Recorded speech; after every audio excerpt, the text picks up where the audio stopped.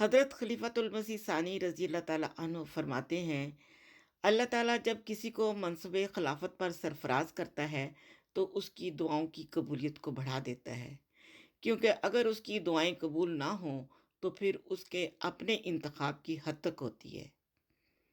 फिर फरमाते हैं, मैं जो दुआ करूंगा वो इंशाअल्लाह फर्दन फर्दन हर शख्स की दुआ से ज़्यादा ताकत रखेगी। अस्सलाम वालेकुम वरहमतुल्लाहि वबरकातुहू। नाज़रीन, हम में से तकरीबन हर शख्स अपनी ज़िंदगियों में कई कई बार इस तजर्बे से गुज़रा है, जब कोई परेशानी, कोई मुश्किल या किसी काम में रुकावट दरपेश हुई तो हुज़ूर को ख़त लिखा तो अल्लाह ताला ने मुइज़ाना रंग में इस परेशानी से नजात अता फ़रमाई। आज मैं ऐसे ही दो वाक़यात लेकर आपकी खिदमत में हाज़िर हुई हूँ। एक वाक़या हमारी एक बहन ने अमेरिका से लिखकर भेजा और दूसरा वाक़या जिसकी मैं खुद गवाह हूँ। पहले हमारी बहन फ़ायदा साहिबा का वाक़या इन्हीं की ज़बानी पेश करती हूँ। वो लिखती हैं, मेरा बेटा 3 साढ़े 3 साल का हो चुका था, मगर उसको बोलने में काफ़ी दुश्वारी थी। वो एक लफ्ज़ बोलता था और इशारों से बात करता था, पूरा सेंटेंस नहीं बोल सकता था। एज ए नर्सिंग स्टूडेंट मुझे इस बात का पता था कि बच्चों की ग्रोथ के माइलस्टोन्स होते हैं, और अगर एक भी माइलस्टोन उनका मिस हो तो वो अपनी ग्रोथ में डिलेड होते हैं। मैं परेशान थी, डॉक्टर भी परेशान थे, मगर कहते थे कि अभी कुछ नहीं कर सकते, थोड़ा और टाइम दो, थोड़ा और इंतज़ार कर लो। मगर इस बात ने मुझे मज़ीद परेशान उस वक़्त कर दिया जब मेरे मिलने-जुलने वालों ने भी इस बात को नोट करके डॉक्टर से मशवरा करने का कहा, और मेरे सास-ससुर ने भी परेशानी का इज़हार करते हुए मुझे कहा कि इस बात का सीरियसली नोटिस लो और डॉक्टर से बात करो। मैं इसी कश्मकश में थी, थोड़ी-सी परेशानी भी थी, तो अल्लाह का कुछ ऐसा फ़ज़ल हुआ कि हमें पता चला कि हुज़ूर ह्यूस्टन तशरीफ़ ला रहे हैं। मैंने अभी किसी खलीफ़ा वक़्त से मुलाकात नहीं की थी, तो हमने मुलाकात के लिए अप्लाई किया और अल्लाह के फ़ज़ल से हमारी मुलाकात आ गई। हम हुज़ूर से मुलाकात के लिए अंदर दाखिल हुए, बच्चे हमारे साथ-साथ आगे थे। हुज़ूर ने बच्चों के सरों पर प्यार और शफ़क़त से अपना मुबारक हाथ फेरा। फिर मैंने देखा कि हुज़ूर ने हज़रत मसीह मौऊद अलैहिस्सलाम की जो अंगूठी पहनी हुई थी, वो भी बच्चों के सरों पर फेरनी शुरू कर दी। अल्लाह ताला का ये ख़ास फ़ज़ल व एहसान है, ये कोई बनाई हुई बात नहीं है। हुज़ूर से बहुत अच्छी मुलाकात हुई, हम बहुत ज़्यादा इमोशनल भी थे।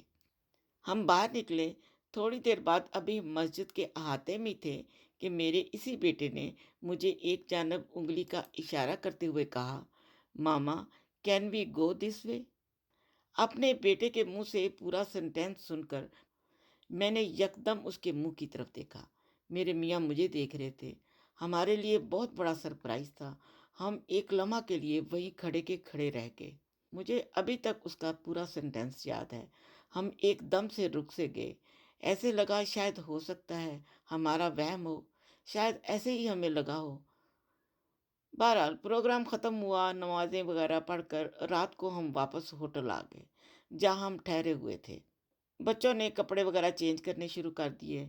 मैंने देखा कि इसने बाकायदा तौर पर पूरा बोलना शुरू कर दिया है, पूरे-पूरे सेंटेंस बोल रहा है।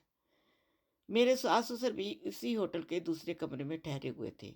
इतने में वो भी हमारे रूम में आ गए। थोड़ी देर गुजरी थी तो उसको बातें करता देखकर मेरे ससुर कहने लगे कि ये तो पूरी बातें कर रहा है, माशाल्लाह। कहने लगे, तुम मानो या ना मानो, ये खलीफा वक्त से मुलाकात और उनकी दुआओं की बरकत से हुआ है। दूसरा वाक़या नाज़रीन जिसकी मैं खुद भी गवाह हूँ, वो ये है कि कराची में हमारे एक पुराने जानने वाले थे और उनके साथ हमारे बहुत अच्छे ताल्लुकात रहे थे। मेरे कनाडा आने के बाद भी मेरी सारा से कभी-कभार फ़ोन पर बात हो जाया करती थी। ये फ़ैमिली थी तो गैर अहमदी, लेकिन जमात अहमदिया के बारे में अपने दिलों में बुग़्ज़ नहीं रखते थे। काफ़ी साल पुरानी बात है कि एक मर्तबा उनका अचानक सारा का फ़ोन आ गया। सख्त परेशान थी। कहने लगी कि उनका बेटा, जो उस वक़्त तकरीबन 12-13 साल का था, उसकी तबीयत कुछ महीनों से मुसलसल ख़राब चली आ रही है। हर तरह का इलाज करके देखा है, कई-कई दिन हस्पताल भी दाखिल रहा, दवाइयाँ भी खा रहा है, मगर कोई फ़र्क नहीं पड़ रहा और डॉक्टरों की समझ में भी कुछ नहीं आ रहा है। वो मुसलसल कमज़ोर होता चला जा रहा है, अब तो सूख कर हड्डियों का ढांचा बन गया है, चल भी नहीं सक रहा। टॉयलेट के लिए भी खुद उठाकर ले जाते हैं और लाते हैं। یہ بات کہتے ہوئے وہ رو پڑی۔ کہنے لگی کہ انہوں نے اس لیے فون کیا ہے کہ اگر اس کی تمام میڈیکل رپورٹس ہمیں بھیج دے تو کیا ہم کینیڈا میں ڈاکٹر کو دکھا کر ان کی کوئی مدد کر سکتے ہیں۔ میں نے انہیں تسلی دی اور کہا کہ وہ ضرور ہمیں رپورٹس بھیجیں۔ فون بند کرنے سے چند لمحے پہلے مجھے یکدم خیال آیا اور میں نے انہیں کہا کہ اگر آپ مناسب سمجھیں تو کیا وہ ہمارے موجودہ خلیفہ کو دعا کے لیے لکھ سکتی ہیں؟ تو کہنے لگی کیوں نہیں، وہ ضرور لکھیں گی۔ پوچھنے لگی کہ کون سے ایڈریس پر خط لکھنا ہے۔ پھر خود ہی کہنے لگی کہ وہ اپنے علاقے کے ایک احمدی فیملی کو جانتی ہیں جو شاید آپ کی جماعت کے صدر بھی ہیں۔ اگر وہ دعا کا خط لکھ کر ان کے گھر جا کر دے آئیں تو کیا یہ خط پہنچ جائے گا؟ میں نے کہا کہ ضرور ایسا کریں۔ چنانچہ اس نے اس طرح 2 مرتبہ خط لکھ کر بھیجا۔ تقریباً 2 ہفتے گزر چکے تھے، ان کی رپورٹس بھی ہمیں مل چکی تھیں اور میرے ہسبینڈ ابھی پتہ ہی کر رہے تھے کہ بچے کو کیا تکلیف ہے اور اس کے لیے ان کو کس ڈاکٹر سے بات کرنی چاہیے، کون سی دوائیاں دینی چاہیے، وغیرہ وغیرہ۔ تو اچانک سارا کا فون آ گیا۔ بہت خوش تھی، کہنے لگی کہ اس کے دوبارہ ٹیسٹ ہوئے تھے۔ پھر اس پر کراچی کے ایک ہسپتال کے تقریباً 6 یا 7 ڈاکٹرز کا پینل بیٹھا۔ انہوں نے اس کی دوبارہ ساری رپورٹس دیکھی اور اس کی ہسٹری بھی دیکھی، مگر لیٹسٹ ٹیسٹ رپورٹس بالکل کلیئر تھے۔ ڈاکٹرز حیران تھے کہ کیا ماجرا ہو گیا، جو ٹیسٹ اتنے کلیئر ہیں، سب کچھ کہاں غائب ہو گیا۔ اس کے بعد ناظرین، ان کے بیٹے کی طبیعت خود بخود بہتر ہونا شروع ہو گئی اور وہ مکمل صحت یاب ہو گیا۔ وہ بچہ جوان ہوا، اس کی شادی ہوئی، بچے ہوئے اور اس وقت وہ جرمنی میں رہائش پذیر ہے۔